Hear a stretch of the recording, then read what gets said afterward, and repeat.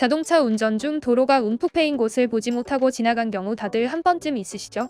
차가 크게 파손되지 않았다면 별다른 문제가 되지 않았겠지만路면에서 오는 직접적인 큰 충격으로 타이어나 휠에 손상이 가거나 차량과 차륜을 연결하는 현가장치 등이 파손되기도 합니다. 또한 이를 피하려다가 도로 가드레일이나 다른 차량과 추돌하는 사고가 발생할 수도 있습니다. 경미한 손상의 경우 본인이 가입한 자동차 보험에 자기 차량 손해담보를 적용받아 보험 처리를 할 수 있으나 사고가 크게 발생된 경우 혹은 다른 차량의 재물 손괴 및 대인 피해 등이 발생하였다면 다른 방안을 적극적으로 찾아보셔야 합니다.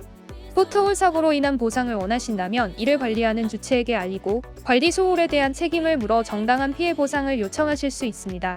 손해배상 책임에 대한 주체는 주로 한국도로공사와 지방자치단체 또는 국토교통부가 될 수 있으며 명확한 사안에 대해서는 사고가 발생한 장소의 도로를 관리하는 곳을 찾아 문의하셔야 합니다.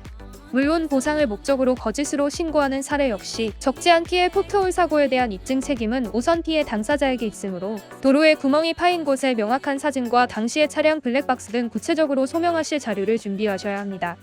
사고에 대한 사실관계가 확인되었다면 해당 기관에서 직접 포트홀 사고 보상 처리를 해주는 것이 아니라 보험 접수를 하게 됩니다. 보험사에서는 다시 내용을 조사하여 피해 사실을 확인하고 보상 범위를 정하는 등의 손해사정 절차를 진행합니다. 포트홀 피해 보상으로 직접적으로 발생한 차량 파손에 대한 수리 비용이 지급될 것이며 해당 기간 동안 사고 대차로 다른 차를 이용한다면 렌트카 비용 또한 가능할 것입니다.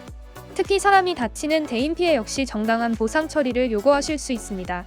모두 배상책임보험에 해당하는 부분이며 병원 치료비를 비롯하여 일을 하지 못하여 발생한 휴업 손실 등도 보상을 요청하실 수 있는 범위에 포함됩니다.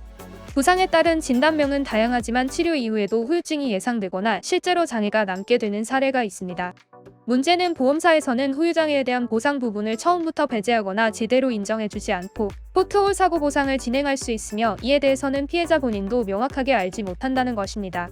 그러므로 후유장애 진단서 등의 근거 자료를 구비하셔서 보상 범위를 우선 정하고 타당한 요청을 하신다면 당연히 보험사에서도 적극적으로 검토해야 할 이유가 되며 사고로 인한 공정한 피해 보상 역시 가능합니다. 운전 중 도로의 파손 부위나 장애물 등은 잘 살피셔서 피해가는 것이 좋으나 피할 수 없는 상황에서 발생한 사고는 이후 적절한 피해 보상에 대해서 알아보시고 적극적으로 대응하셨으면 합니다. 작은 차이가 커다란 결과물로 나타납니다. 보상 하우머치와 함께한다면 올바른 방법으로 여러분들의 정당한 권리를 찾아드리도록 하겠습니다. 언제든지 의문점이 있으시다면 연락 주시기 바랍니다. 지금까지 보상 하우머치였습니다.